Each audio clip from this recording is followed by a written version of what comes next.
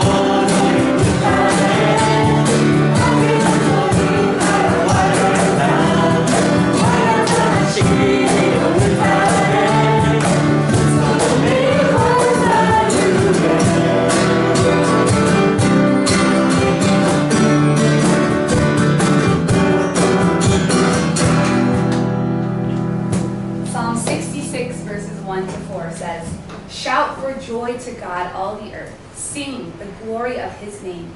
Make his praise glorious. Say to God, how awesome are your deeds. So great is your power that your enemies cringe before you.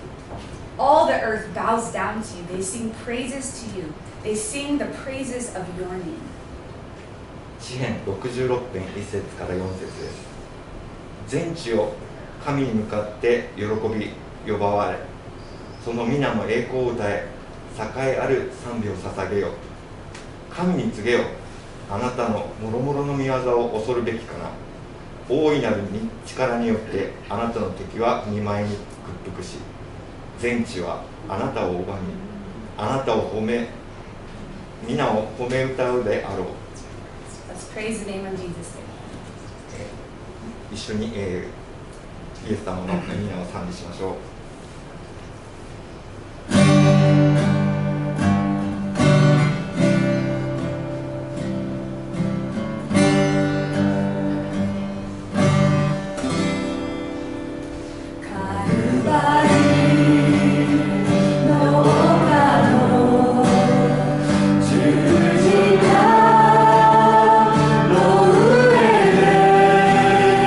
傷つ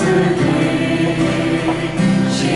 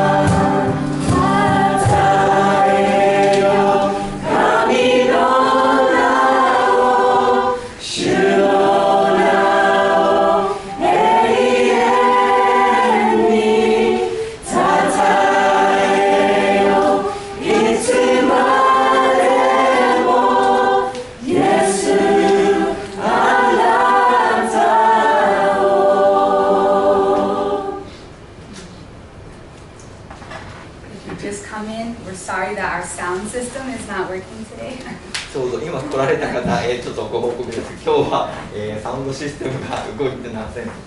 This morning we were going to be learning about the counterfeit God of success. 今日は、メッセージで、神の成功を学んでいきます。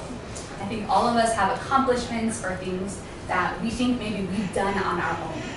私たち人生の中でいくつも、自分でやり遂げたことがあると思います。But really, we know that everything we have and everything that we've done is from God. すべて私たちが持っているもの、私たちが成し遂げたものというのは神様によってなされたものです。So as we sing our next song, let's just prepare our hearts to hear from God and remember that everything is God's and we worship the Holy God. どうぞ次の賛美するときに、メッセージに備えて私たちも、心を準備して、賛美しましょう。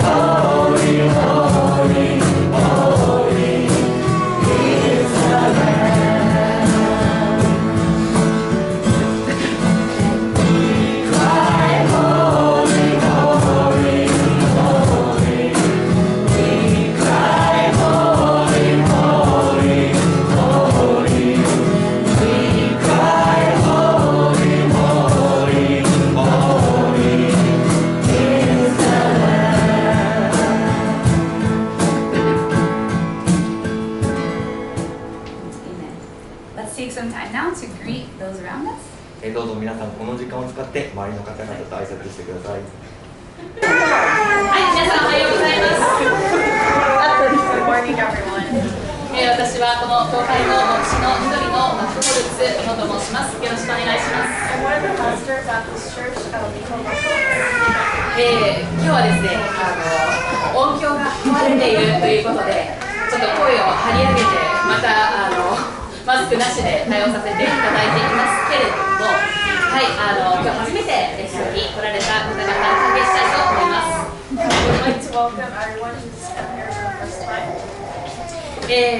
それではですね、早速、そうですね、今日初めて、礼拝に来られた方は、ぜひつながり方のページからぜひですね、必要事項をご記入くださいますようによろしくお願いいたします。So for the first time, people who've come here for the first time, we'd like you to fill in this welcome card from this page and this QR, and like if you can just like put your phone up and have the QR code. これと同じものが受付にもございますので、そちらからもよろしくお願いいたします。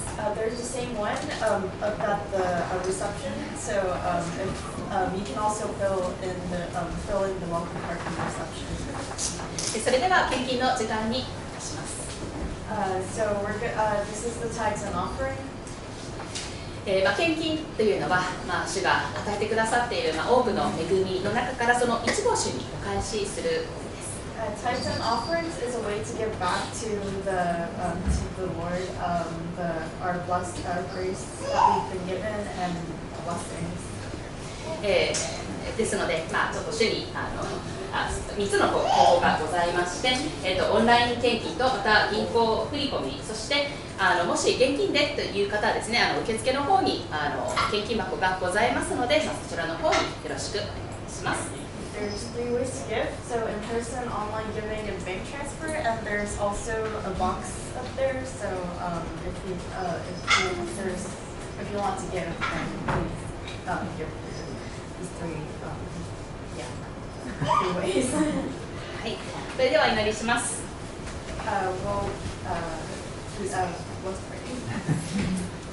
ハレルヤ、愛する天のお父さん、主よ、あなたの皆を高らかに賛美します。Dear Lord, we thank you and bless your name. 主よ、あなたは今週1週間も私たちと共に歩んでくださいました。Lord, you have walked together with us for this week too. 神様、あなたは私たちに本当に多くの恵みを与えてくださっています。God, you have given us with so many blessings. 神様、仕事もそうですし、お金もそうですし、家族もそうですし、すべてがあなたからの恵みです。Family and work, money, all the blessings are all your doing. 主よ、本当に私たちはそれを当たり前と思ってしまったり、自分の力で、得たように感じてしまいますけれども、でもそれは違って、そのすべてはあなたから来ています。God, sometimes we think that we did all these things on our own, but God, it's all of your doing. 主よ、そこのところを今私たちは悔い改めたいと思います。自分の力でやったと思って、自分の力に過信したことを悔い改めます。God, we like to correct those ways and also think that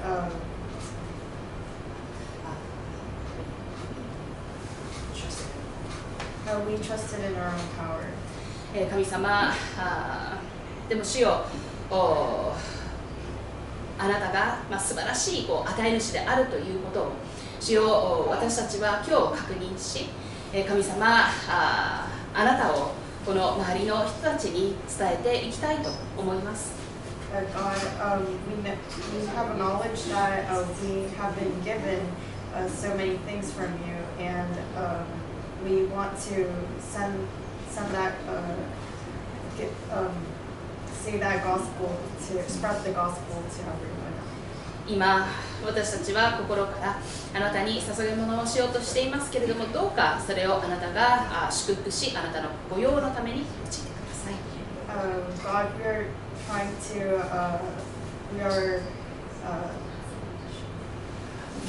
bless offering, and please use it for your work. イエス様のお名前によってお願いします。We pray in the name of Jesus. それでは聖書朗読に移ります。はい、今朝の聖書箇所は列王記、第2列王記、5章1節から11節になります。お読みします。アラムの王の軍の長ナーマンはその主君に重んじられ尊敬されていた。それは主が以前に彼を通してアラムに勝利を与えられたからであった。この人は勇士であったがサラートに侵されていた。アラムはかつて略奪に出た時、イスラエルの地から一人の若い娘を捕らえてきていた。彼女はナーマンの妻に仕えていた。彼女は女主人に言った。もしご主人様がサマリアにいる預言者のところに行かれたら、きっとその方がご主人様のサラートを直してくださるでしょう。そこでナーマンはその主君のところに行き、イスラエルの地から来た娘がこれこれのことを言いましたと告げた。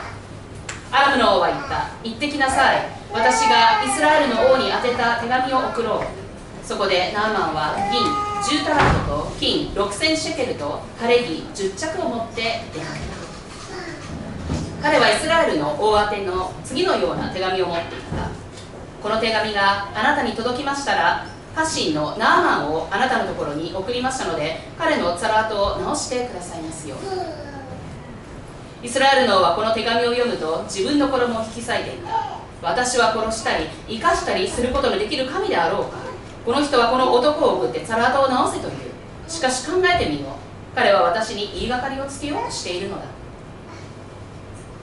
神の人エリシャはイスラエルの王が衣を引き裂いたことを聞くと、王のもとに人を使わして言った。あなたはどうして衣を引き裂いたりなさるのですか。その男を私のところによこしてください。そうすれば彼はイスラエルに預言者がいることを知るでしょう。こうしてナーマンは馬と戦車でやってきてエリシャの家の入り口に立った。エリシャは彼に使者を使わしていった。ヨルダン川へ行って7回あなたの身を洗いなさい。そうすればあなたの体は元通りになって清くなります。しかしナーマンは激怒して去り、そして言った。なんということだ。私は彼がきっと出てきて立ち、彼の神主の名を呼んでこの幹部の上で手を動かし、サラートに起こされたこのものを直してくれると思っていた。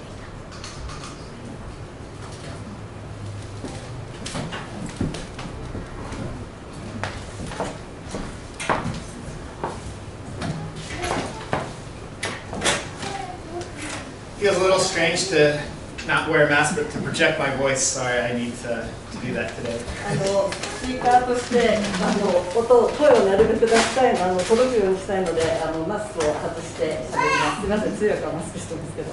But from tomorrow, everything becomes optional, so actually it's not going to be a problem. 明日からはマスク着用は個人の自由、個人の裁量になりますので、明日は問題ないでしょうけれども、明日から問題なくなるでしょうけど。Well, my name is Grant. I'm one of the pastors here. 私の名前はグラントと申します。この教会の牧師の一人です。I never want to get in the habit when I'm writing my sermon just thinking about all of you. 私はこの説教を書くときにいつも皆さんのことを思いながら書いていく。皆さんのことだけを考えて説教を書くということをしたくはありません。自分で。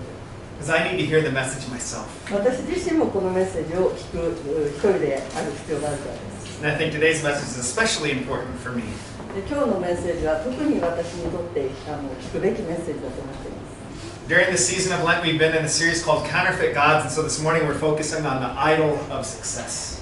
このレント受難節の間ずっと偽りの神ということについて、考えてきましたけれども、今日は成功という偽りの神、成功という偶像について話したいと思います。For as long as I can remember, I've been a very driven person. 私はずっとこの人生を振り返って、記憶する限りいつも行動力にあふれた人間でした。In college, I never run more than 3 kilometers, but I felt like I want to push myself and run a marathon by the time I graduate. 大学時代、私は3キロ以上走ったことがないぐらいの素人だったんですけれども、卒業までにマラソンを走れるようになろうと決めました。And so in my final year of college, I was able to train and run the Chicago Marathon. それを実際に実行して、卒業までにシカゴマラソンで実際に走ることができるまでに自分自身のトレーニングを積んだんです。It had been one of the most difficult challenges in my life, but also one of the most rewarding. 私の人生の中で最も大変な挑戦の一つだったんですけれども、大変だったと同時に非常にやった後の達成感も大きいものでした。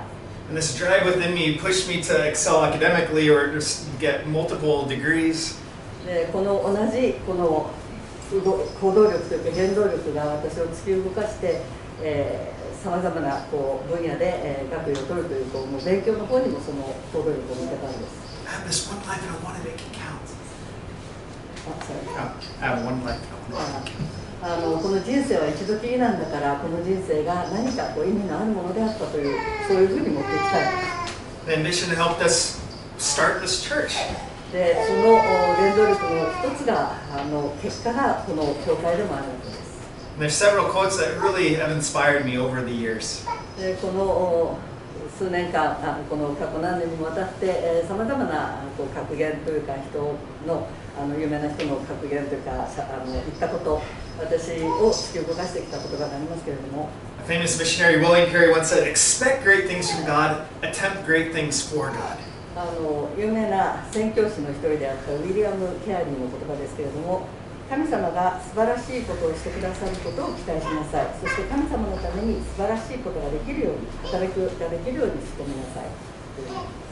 And our niece Miku studies at Hokkaido University, which is founded by William Clark. They have this motto for the school, which they've changed now for being more inclusive, but at the time it was "Boys be ambitious." 私の姪のミクさんが北海道大学に行ったんですけれども、その北海道大学の大学としての標語の一つにウィリアム・クラーク博士が残した言葉があります。少年よ大志を抱けということですね。 And the quote continues to say, "Not being ambitious for fame and money, but to reaching kind of their full potential." でこの大志を抱けの後があって、名声やお金のためではなく、自分の持っている能力を最大限に生かすために努力しなさいというのが続くんですけれども。 And our desire for success might have very different motivations. 私たちが成功を目指すとき、その動機というのはさまざまなものがあると思います。 Maybe we're self-motivated and there's this internal drive. 中には自分の中に非常に内部動力があって、自分がもっとセルフモチベーションで上がっていきたいという、そういうものを持っている人もいますけれども、 We're trying to honor our parents and earn their respect. またあるいは親をとても尊敬していて、親から一目置かれるように、親に認めてもらえるようにしたいと、そういう気持ちもあります。 For some of us, they've sacrificed so much for our success, and we feel this pressure to meet their expectations. 親が自分のために本当にさまざまなものを注ぎ込んでくれて、また自分を成長させるために力を尽くしてくれたから、そのことに報いたい、見返りをしっかりと親に返したいという、そういう気持ちですね。 Or maybe it's this desire from those around us to affirm us. あるいはまた周りの人たちに認められたい、そういう気持ちで成功を目指す人もいます。 It could even be this desire that we want to do something great for God. あるいはまた神様のために何か素晴らしいことを成し遂げたい、そういう気持ちで頑張る人もいると思います。 And all these ambitions can be good and healthy. でこうした野望熱意というのは非常に良いものであり、また健全なものであることもありますけれども、 There can also be this danger and this darkness to this drive for success. でもこの成功への渇きというか、成功への熱意というのは裏返してみると非常に暗い側面もあり、また危険な側面も持ち得るものです。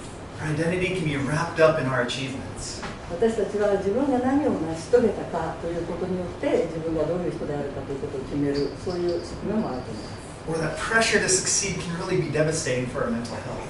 あるいは成功したいというその突き動かされる力が我々の精神的な健康を害してしまう、そういうこともあります。 I think especially as families are having less children now, there can be even more pressure on this one child to succeed in life. 昨今1家庭あたりその子供の数が少ないので、もう数少ないその子供のために1人しかいない、あるいは2人しかいない子供のためにあらゆるものを注ぎ込んで、その子供たちの成功をサポートしよう、そういう力も増えてきていると思います。 So from a very young age, we're starting to prepare them to excel in life. ですから非常にまだ若い小さい頃からもう人生で成功する人々に向きんでるために一生懸命親は子供に力を注ぐ、全てを注ぐわけです。 Getting them into competitive schools, going to cram schools, having all these extracurricular activities rather than enjoying childhood. 子供時代を非常に楽しく生きるということではなく、楽しく生きることを、そういう選択を与えずに、有名な進学校に入れる、そして塾に一生懸命通わせて、課外活動もいっぱいさせてというようなことで子供の人生にそういうものをぐんぐん詰め込んでしまうことがあるんですね。There can be this pressure that they need to constantly study and train and compete. ですからその子どもたち自身常に誰かと競争して、そして常に上を目指して訓練して、そして、競争社会に勝とうという、勝たなければいけないというプレッシャーを背負っていくわけです。 And that can lead to so much anxiety about being in the right school or finding the right job. そういうことによってもしかるべき学校に入る、そしてしかるべき企業に入るそういうことを常にそういうプレッシャーに追われていることになっています。 or that fear of failing. あるいは失敗したらどうしようというそういう恐れの中にいることになります。 But on the other hand, it may be that there's this disappointment that we actually do reach our goals only to find that they don't satisfy that we thought they would. また別の側面では実際にその目的だったところに到達したときにその到達してみたら得られると思っていた満足感が得られずに虚しさが残るということ。 So this morning I want to look at this unique story of the man called Naaman. というわけで今朝ナーマンという非常に数奇な人生を歩んだナーマンという人に声をかけてみたいと思います。 For some reason, this was our daughter Zoe's favorite story in the Bible. She'd always ask us to read it over and over again. 私たちの娘の一人ゾイがこのナーマンの物語が大好きでもう何度もここを読んでっていつも手紙でくる方ですね。 And right away, we've learned some key things about this man. でまず読み始めると最初にこのナーマンについての主要なポイントどういう人かということを読み取ることができます。 He's a big deal in his country. ナーマンのその自分の故郷国の中において彼は非常に、大きな、肩書き名前を持った人間なんです。 He's in charge of the army of Aram, which is modern day Syria. アラム今日のシリアにあたるアラムという国だったんですけどもそこの軍隊を牛耳っていることが全ている人でした。 It may be like he's like the prime minister of that nation just underneath the king. もう王様しかその上に立つ人がいないというぐらい位の高いいわば首相みたいな一国の首相みたいな人でした。 He's been successful in combat. もうさまざまな戦いで勝利を収めていて People respect him. 人々の尊敬を集めていました。 And he's called great and valiant. もう非常に重んじられた人であって勇士であるというふうに表現されている人です。 Picture we get as this wealthy and influential leader. 彼は本当に裕福であってまた影響力のある指導者だったんです。 Everything's going for him in life. もう人生すべてが順調にバラ色に進んでいたんです。 Except he came to have one problem. しかしその中で人生でたった一つの問題が人生で起きてしまいました。 He contracted leprosy, the deadly skin disease. で非常に重い皮膚病である大病、サラートと日本語の聖書で言ってますけど大病にかかってしまったんです。 We don't know the extent of this disease for him. で彼がこの大病にかかったこの病気の重さがどの程度であったかというのは聖書には書いてありませんけれども Often lepers would need to be quarantined away from people. 普通一般的に大病にかかると隔離されて人々と完全に隔離生活をすることになりました。 You can imagine how devastating he felt about life. そういう状況に置かれてもう人生に本当に絶望的な気持ちを持ったことでしょう。 His body will slowly break down. 体が少しずつ崩れていってしまうんです。 He'll start losing feelings in his nerves, and then his body parts might be dying. 神経が少しずつ侵されて皮膚の感覚がなくなっていって体のさまざまな場所が壊死していきます。 There's no cure, there's no medicine to heal him. もう治療法もなければ薬も見つかっていませんでしたから治療法が全くなかったです。 So his life is turned upside down. ですから彼の人生は全くもう360、180度変わってしまったと思います。 Success can make us lead that think of ourselves as God. 成功を重ねていった人にとって自分自身を神のように感じてしまうということがあると思います。 Our security, our values wrapped up in our performance and achievements. 自分の人生の中のその、安定というか安定や力というものがその自分が何を成し遂げたかということによってそのレベルが測られるんです。 He'd been accepted and he was respected. 彼は社会から受け入れられそして非常な尊敬を集めていた人だったんです。 Now he's kind of treated as an outsider and he's alienated. ところがこの病気によって彼は社会から隔離されそして人々から完全に阻害される立場に変わってしまいました。 So how does he respond to the situation? でこの状況に彼はどう反応したでしょうか。 His actions seem quite natural. で彼のこの反応というのは非常にそうだよねと妥当な自然なものだったと思います。He leans on his success of his past accomplishment. 過去の栄光にしがみついたんです。In one of his military conquests, he actually captured this Israelite girl who became a slave for his wife. 彼は過去の戦いの中でさまざまな略奪品を得てたんですけども、その中であるイスラエルの少女を分取り物として分取り品として、彼女を連れてきて奴隷にして、自分の妻に仕えるものとしていました。She shared out there's this prophet who might be able to heal him. そしてその奴隷の女の子がそのナーマンに言ったんです。私の国にこういう預言者がいて、この預言者だったらあなたを治せるかもしれません。So he goes straight to the king who writes a letter on his behalf. というわけでナーマンはすぐに自分の国の王様のところに行って自分に向かうに自分の推薦状を書いてもらったんです。He's able to pull strings to make things happen. ですからこうやって糸を操って、自分の思い通りのことを成し遂げるというそういう、自分の行動をまさに、したんですけれども。And he uses his vast wealth to help increase his chance of being healed.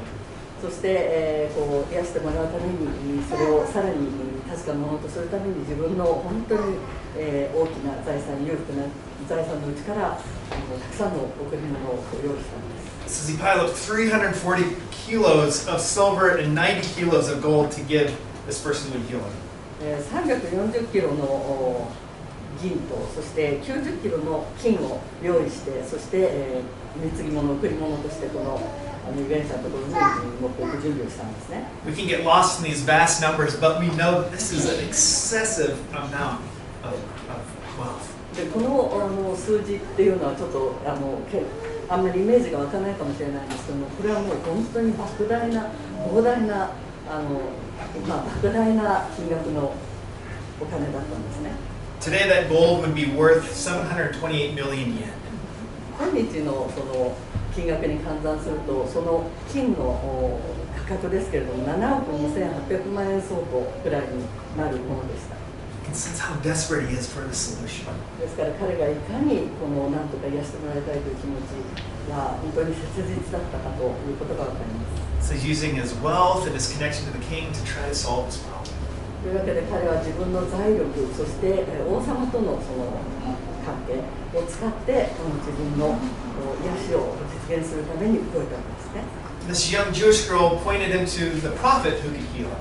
そしてこの若いユダヤ人の奴隷の少女は彼が癒されるためにということで、その自分の国の預言者に彼を紹介したわけですけれども。But Naaman goes straight to the king of Israel with that letter. そしてナーマンはその自分の国の王様の推薦状を持ってイスラエルの王様のところにまっすぐ行ったわけです。Go straight to the top. 一番国のトップにいきなり使っていったわけですね。And the Israelite king becomes nervous. でイスラエルの王様はこれを受けて非常に複雑な気持ちになったわけです。He feels like this is a trap. これは罠に違いないと。He says, "Who am I to heal anybody of leprosy?" 私がその雷病に侵された人を癒す力を持ってるわけじゃないじゃないか。 I may be powerful, but I'm not that powerful. 私は本当に権力、力を持っているけれども、そういう力は持ってない。And if you couldn't heal Naaman, is Aram going to blame the Israelite king for failing? もしこのイスラエルの王である私がナーマンを癒すことができなかったら、アラムの王はきっとイチャモンつけてきて、イスラエルの王である私に文句を言ってくるに違いない。Would his death start a war with them? そして、戦争を始めたりするんじゃない、戦争を吹っかけてきたりするんじゃないだろうか。So we start to see these limitations of success. というわけで、この成功というものの持つ力の限界というものが少しほころびが見えてきたと思います。We might have wealth, we might have connections.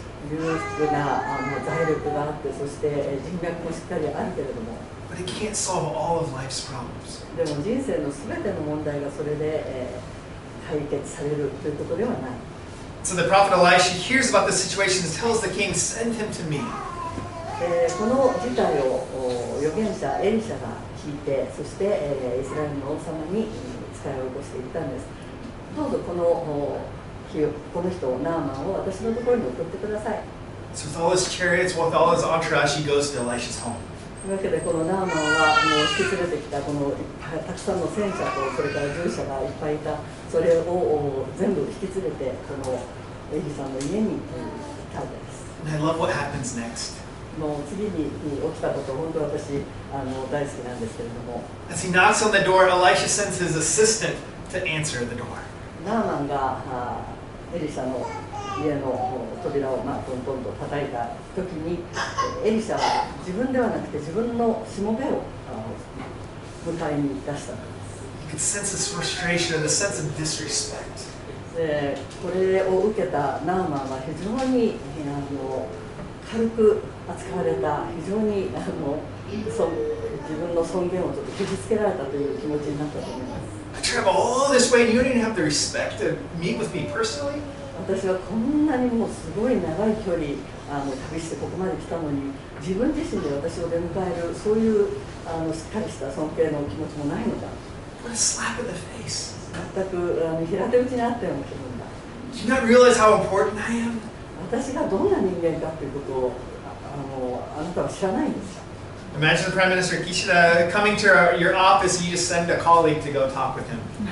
岸田首相が、日本の首相が皆さんの家の飛び地まで来たのに同僚を送って合わせたなんていうことがあったら似たようなシチュエーションかもしれません。 Not only is he offended by his absence, but he's also offended by the directions given.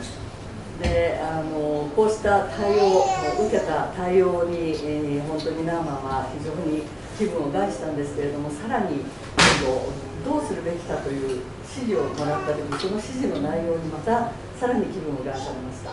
Go wash 7 times in the Jordan River. ヨルダン川に行って身を7度洗いなさい。 This river was unimpressive and was actually inconvenient of 20 kilometers away from where he was. ヨルダン川っていうのはきれいだったり美しかったりする川でも何でもなかったですし、この場所からさらに20キロぐらい離れたところに行かないとそのヨルダン川に入ることができない、そういう状況だったんです。 Naaman felt insulted. ナーマンは本当にバカにされたような気持ちになりました。 But he still had so much to learn. でもまだまだ、ね、ナーマンには学ぶべきことがたくさんありました。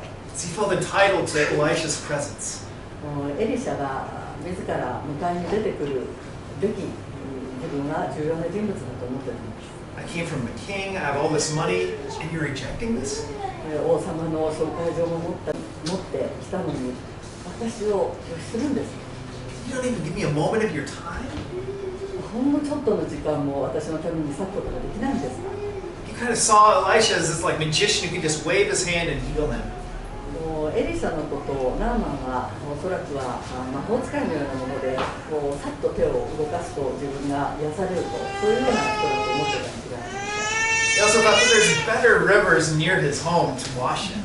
またナーマンは自分の家の近くにももっとより水浴びをするのにいいきれいな川があるんじゃないかと思ったんです。 So his pride almost blocked him from experiencing a miracle.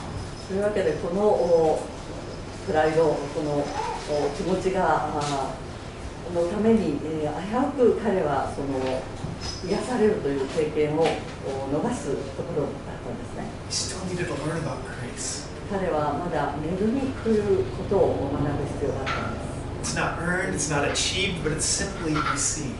自分が何か稼いで取るものだったり、何か達成して得るものではなくて、ただ受け取るだけ与えられる恵みというものがある。 So all of his successes led him to believe that I can get what I want when I want. 彼はこれまでさまざまな成功を重ねてきたことで、自分が欲しいものは欲しい時にいつでも手に入ると、そういうふうに勘違いしていたんです。 God doesn't work like that. しかし神様はそういうふうには働かれません。 God can't be bought. 神様は神様は何かで買い取る、神様のことをお金で操ることはできないんです。 Over and over, we see him going to the top. 彼は何度も何度もその一番高い地位のところに助けを求めたんですけれども、 Whether it was his king or the king of Israel, or even wanting to talk to the prophet Elisha himself.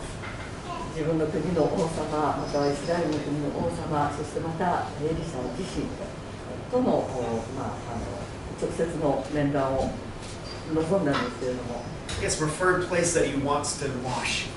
そしてまた自分が水浴びをするならば自分が望む場所でしたいと、そういう気持ちもあったんですね。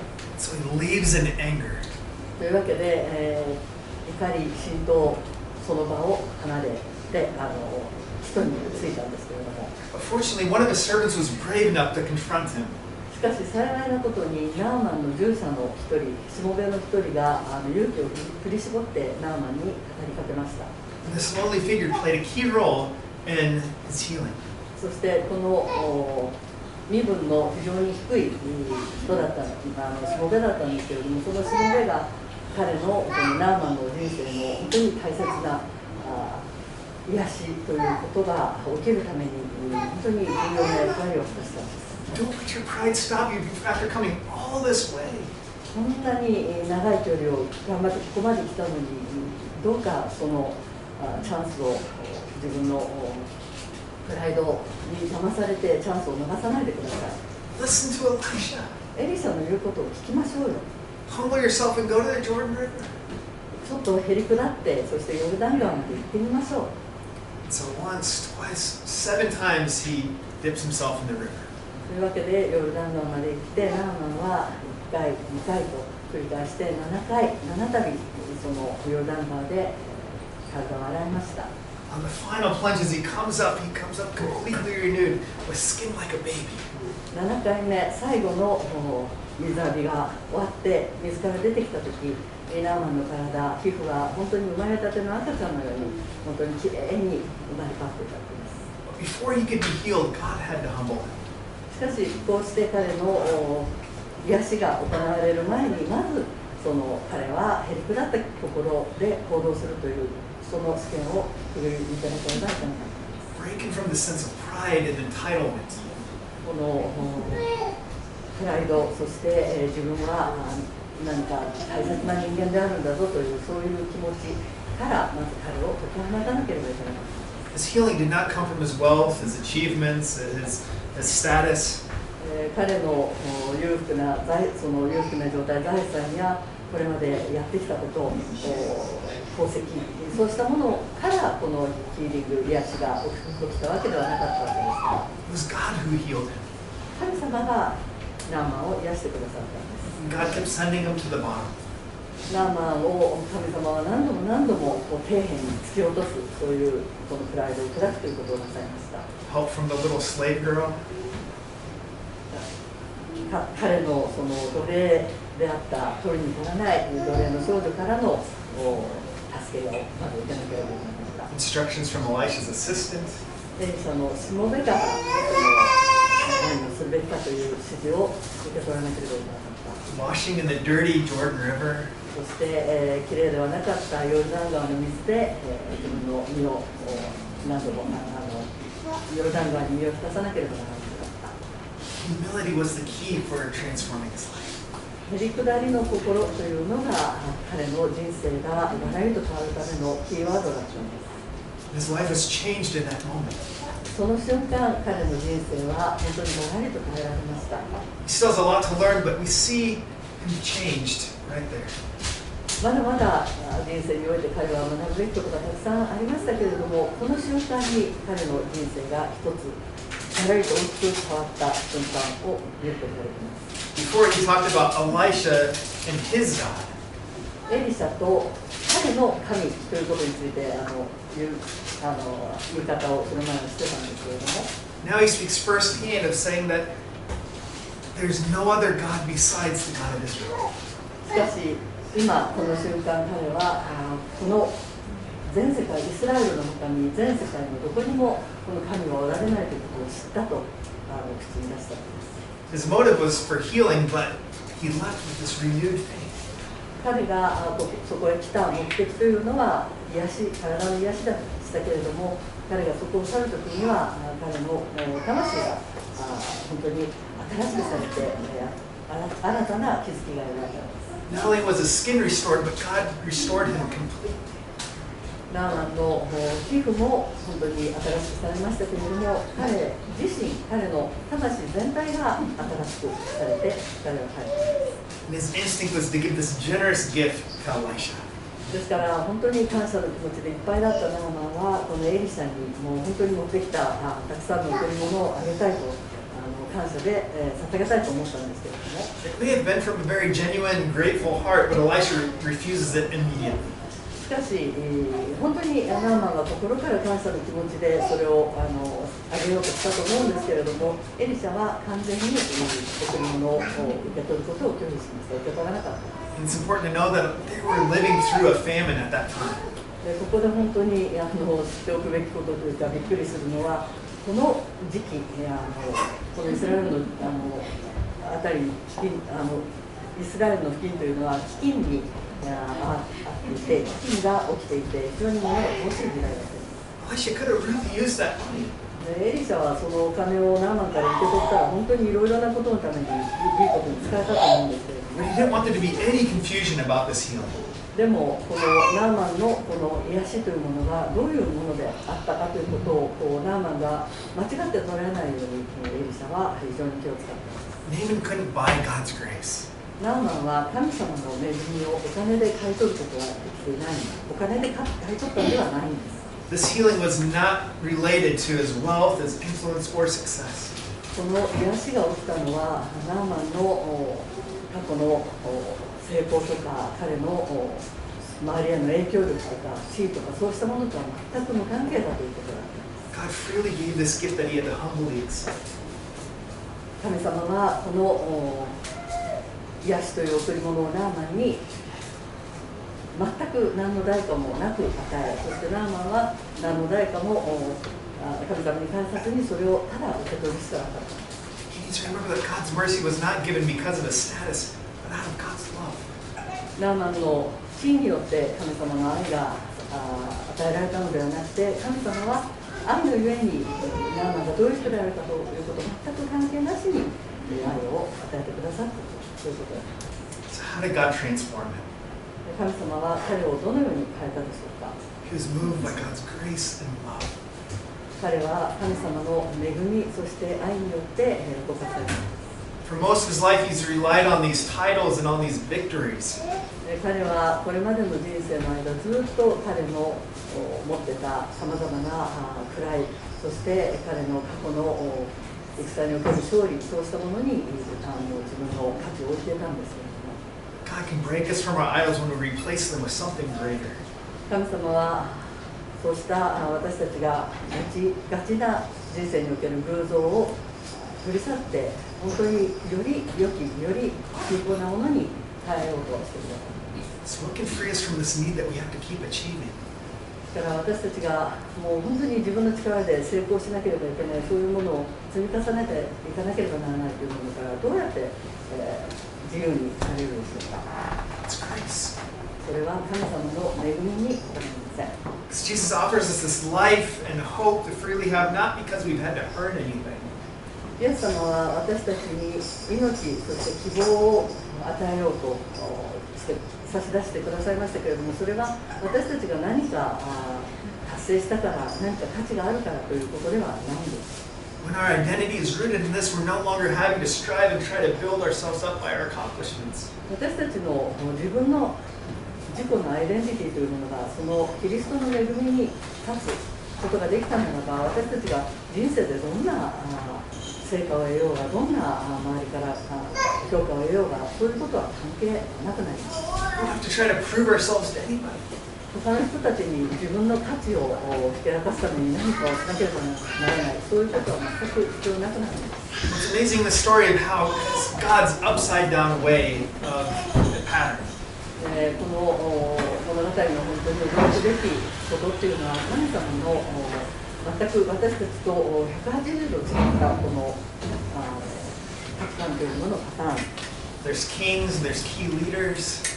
王様がいて、そして主要な名だたるリーダーシップがあるんですけれども、 Who does God use? 神様が使ったのはどういう人か。 Two servants.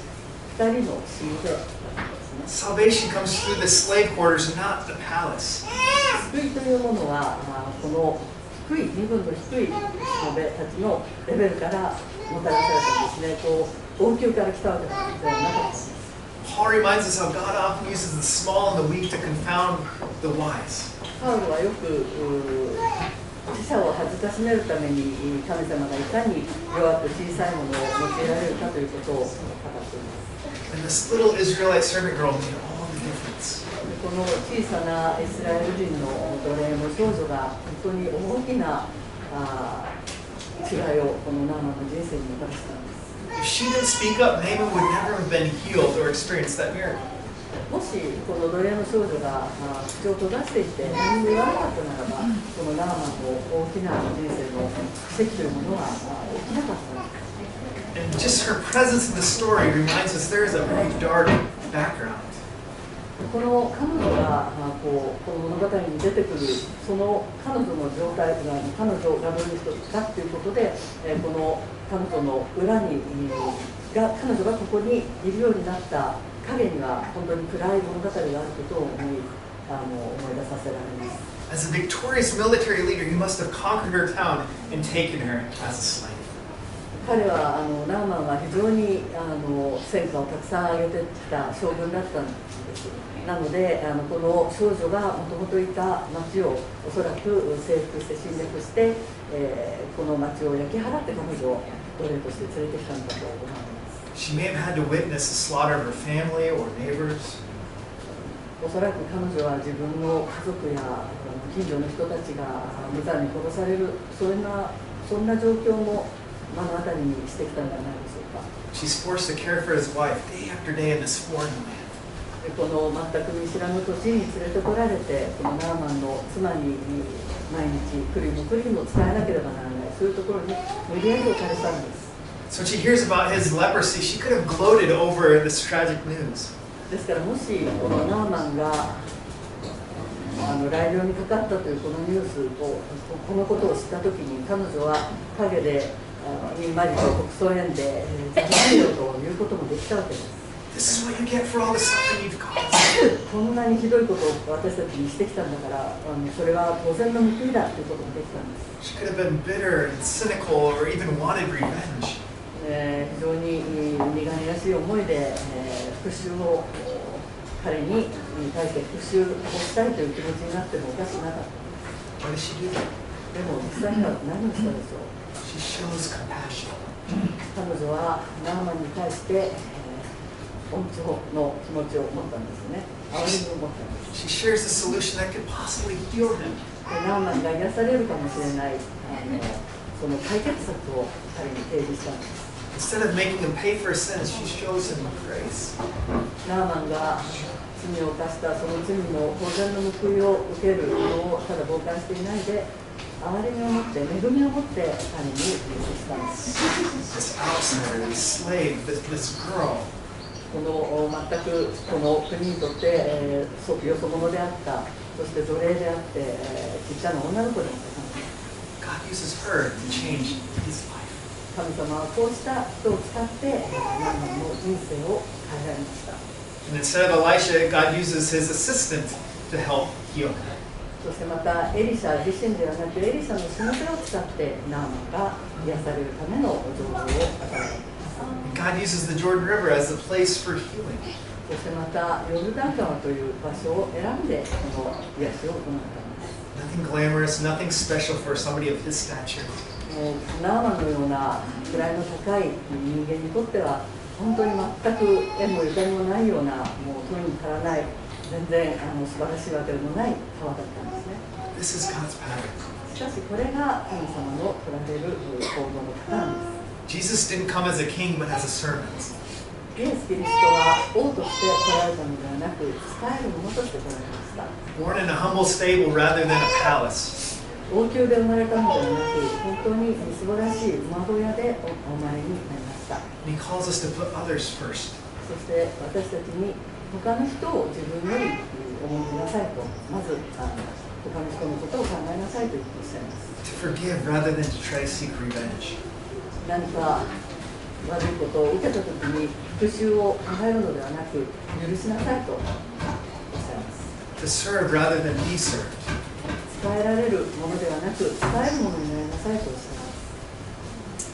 Jesus ultimately gave his life so that we could find life. イエス様は最後はご自身の命を差し出されました。それは私たちが命を受けることができるようになるんです。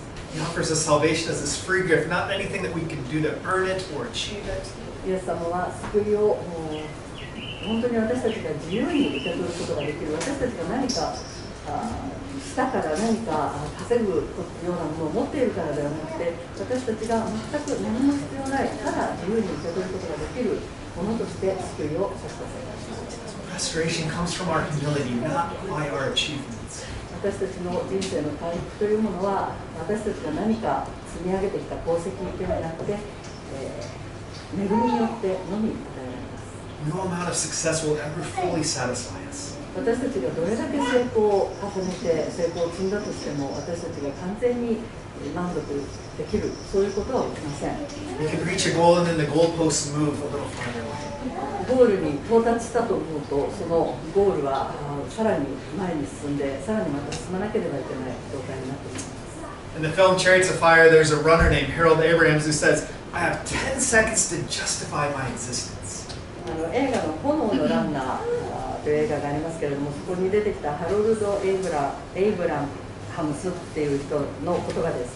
私はこの10秒間の走りによって自分の存在価値を証明するんだ。Who is he without winning? 彼は勝つことができなければ、どんな自分に価値が見出せたでしょうか。It's going to be a very tragic view of life. それにしか価値が見出せないとしたら、本当に人生というのは悲しいものです。Your purpose and your meaning are wrapped up in your achievements. 自分が何かを成し遂げることによってのみ自分の人生に意味や目的を見出すことができるということになります。Chris Evert was one of the most successful tennis players of all time. クリス・エバートもテニス界で本当に最も成功したテニスプレーヤーの一人だったんですね。21 Grand Slam champions. グランドスラム21回もチャンピオンになった人ですね。But as she retired, it really hit her hard. でも彼女がテニスを引退した時に本当に大きな引退したことによって非常に彼女は大きな衝撃というか、人生の転換を迎えたんですね。She reflected, she said, I had no idea who I was or what I was to find away from tennis. 彼女はその時のことを振り返ってこう言っています。私はテニスを離れた自分がどういう存在であって何になれるのか皆目見当がつきませんでした。I was depressed and afraid because so much of my life has been defined by being a tennis champion. 私は人生の大半をテニスのチャンピオンとして生きてきたので、引退後は意気消沈し、どうしたら恐怖の念に襲われてしまいました。I was completely lost. 私はどうしたらよいのか全く分からなくなってしまいました。She won so many Grand Slam titles, but it was never enough. もうたくさんのグランドスラムの優勝を手にしたんですけれども、それでは彼女の人生に意味を見出すのに十分ではなかったんです。Harold won an Olympic gold medal, but still, they never feel enough. 炎のランナーのハロルドさんはオリンピックで金メダルを獲得しましたけれども、それだけでは本当に、人生の目的十分ではなかったんですね。That's the danger of success in itself, is that it'll never satisfy. 成功そのものに頼ることの危険はここにあります。けれども、成功というものは決して人を完全に満足させることはできないです。But the searching for success can point us to our real need. しかし、成功を追い求めていくときに、本当の私たちの心の必要というものが何かということを見出す可能性もあるんです。Naaman wasn't looking for God, he was looking for health. ナーマンは神様を探し求めていったわけではないんですね。健康を取り戻したいということで、カルバリーまで行ったんです。God used that hunger for physical healings to change him. でも神様はこのナーマンの肉体的な健康を得たいというこの気持ちを心の魂の癒しへと向けて導いてくださったんです。We might be driven to succeed to get the respect of our parents or other people. 私たちが日々一生懸命頑張って何かを成し遂げようとするときに、それは親や周りの人たちに認めてもらいたい、満足してもらいたいという気持ちからそうすることもあるかもしれませんけれども、 God is like the father in the prodigal son story who's there welcoming us with open arms. でも神様は聖書の中の放蕩息子の話にあるお父さんのようにこう息子が帰ってくるのを遠くから帰ってくるのを見つけた時にこう両手を広げて息子のところに走り寄る、そういう愛を持って私たちは見られています。 He loves us freely and fully, not because of our list of accomplishments. 私たちがたくさんの功績を積んだとか積まなかったとかそういうことではなくて、私たちを本当に自由にそして深く愛している。 Maybe we're driven to try to make a name for ourselves. 私たちは自分で何らかの功績を残そう名を上げようとして一生懸命頑張るかもしれませんけれども、 Jesus invites us to lay down these selfish ambitions. でもイエス様は私たちに利己的な野心はイエス様の足元に置いて近くにくださいとおっしゃいます。 Live a life that seeks to make His name great. 私たちが頑張って人生において何かをするとすれば、イエス様の皆が崇められるように、栄光が神様にあるように、そういう人生を送りなさいと招いております。 Worth can never be measured by your net worth. 私たちの価値というのは私たちの純資産によって測れるものではありません。 Your value can't be calculated by how much you've achieved. 私たちの重要性というものはどれだけ私たちが何かを成し遂げたからということで測ることができるものではないです。 And the striving to succeed will never fully satisfy us. 私たちが成功しようともがいて一生懸命頑張ってもそれは完全な満足につながることは決してありません。 So we can let go of this idol. ですからこの偶像を手放すことが一番いいんです。 God invites you to find your worth and your value in Him. 神様は皆さん自身のその重要性そして価値を神様にあって自分が重要である価値があるということを認める見出すそれを求めています。 This can free us from this trap to try to compete or compare ourselves with others. ですから他の人と競争しようとか他の人と自分を比べようとかそういうことをしたくなる気持ちから私たちを解放してくれるのです。 God's grace is freely given. 神様の恵みというのは全く私たちが対価を払わずして受け取ることができるのです。 Not because of our impressive resume. 私たちが立派な経歴を持っているかとかそういうことではありません。 It's in humility God invites us to come and be renewed. ですからへりくだった心を持って神様のところに私たちは本当に新しく生まれ変わることができる、そうしたことを神様はそういう形で私たちを招いている。 Restoration comes from our humility, not our achievements. 私たちの魂の回復というのはへりくだったところによって受け取ることができます。それは私たちの何かの実績、功績によるものではありません。Before the worship team, as they come up to sing some response songs, I want us to just take some time in silence and pray and really examine your heart and let things go and give them up to God. 賛美チームがこの後応答賛美をリードしますけれども、それまでの間ちょっと時間をとって、静かに神様に今聞いたメッセージを心の中で感想しながら自分のしがみついているもの、自分の心の中の偶像を神様に、手放して神様に求めていくというそういうことをそうです祈ってください。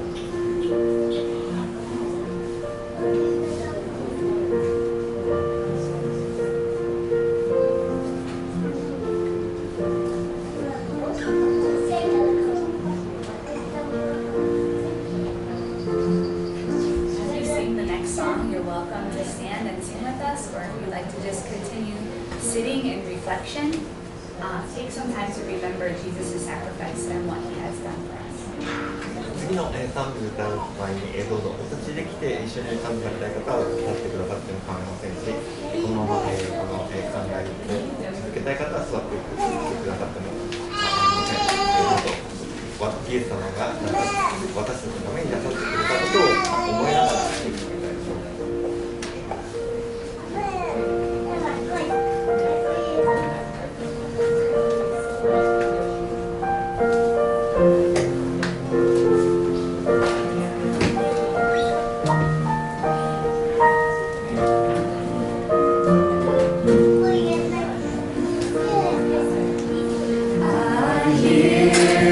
Say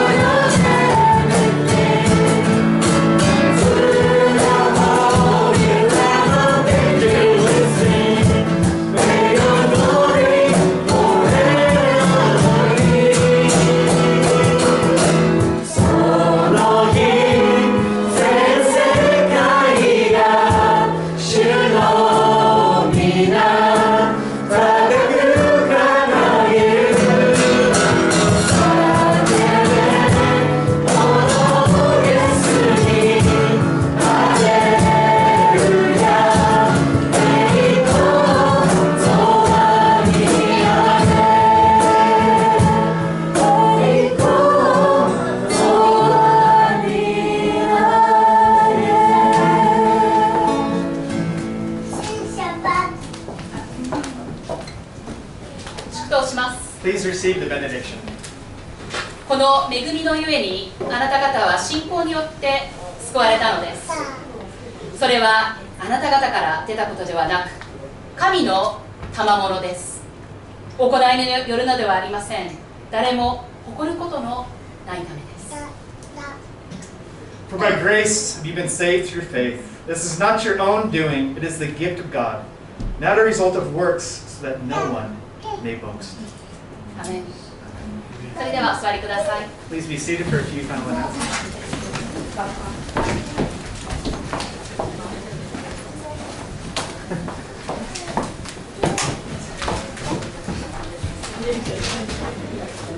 はい、報告に移ります。今日初めて礼拝にお越しくださった皆さん、歓迎したいと思います。はい、繰り返しになりますけれども、ぜひつながり方のページから情報をご記入してください。私たちも皆さんのことを知ることができるための最初のステップとなります。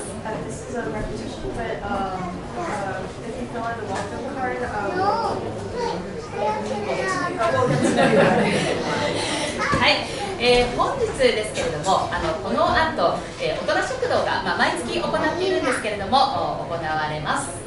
Right after the service, we'll be doing a bento distribution, which we will be doing 12時半から開始ですので、今日は11時半になりましたら、道夫さん、ちょっとお立ちいただけますか。はい、道夫さんがそちらにお待ちしておりますので、手伝ってくださる方、ぜひですね、一緒に現場に向かってください。東口の池袋池前公園というところで行っています。Right after the service, so at 12:30, Michio in the back will be leading you all to the place, which is why at the bus station, park station park by the And then they'll be leaving at 11:30 here. でも今日はですね、青年たちが別のアクティビティがありますので、ちょっと正直何人の方が行かれるか分かりませんので、普段は参加されない方もちょっと今日は手が足りないかなと思いますので、ぜひ行かれる方は一緒に行ってくださいますようによろしくお願いします。So the young adults will be having an event, so and we might not have enough people, so it would be nice, great if there'll probably not be enough people, so it would be great if some of you would also come out there. 来週ですけれども、教会の年次総会がこの場所で礼拝後に行われます。Next week there's going to be an annual meeting for the members of the church. 礼拝後、来週も1回になりますけれども、11時45分からこの場所で行います。第3会員、メンバーの方のためのものですけれども、それでもこの教会どんな教会なのかなとか、そういう方じゃないけれどもちょっと知りたいという方もいらっしゃるかもしれませんので、そうした方は自由にご参加くださって構いません。Two times a year, there's a session for the members, the non-members of the church, to where and Aaron explains what kind of church this church is. So if you're interested, please attend. また3月25日の土曜日ですけれども、はい、パーティーになります。パーティーですね。ごめん。はい、お花見を教会として行います。代々木公園で何時からですか？1時から、午後1時から行います。So on March 25th, there's going to be a cherry blossom viewing from 1 o'clock at the park. ですので、詳細は行きたい方ですね、ぜひちゅうちゃんに聞いてください。So if you want to attend, please go to Julie to ask for more information. また3月26日の礼拝からはまた2回の礼拝に戻ります。So on March 26th, we'll be going back to have two services. で、多分スライドがないと思うんですけれども、4月9日はイースターになりますので、またそこで洗礼式も行いたいと思います。皆さんぜひこの洗礼受ける方々のためにお祈りください。So on the April 9th, it's going to be Easter, and there's also going to be baptism. So if you all can go and celebrate and attend, that would be great. はい。報告は以上になりますけれども、本日は東京ライフチャーチの礼拝にお越しくださりありがとうございました。That's all for announcements, and thank you all for coming to check out this church. 今週も主にあって使わせてまいりたいと思います。Please go in peace. Love is of the Lord.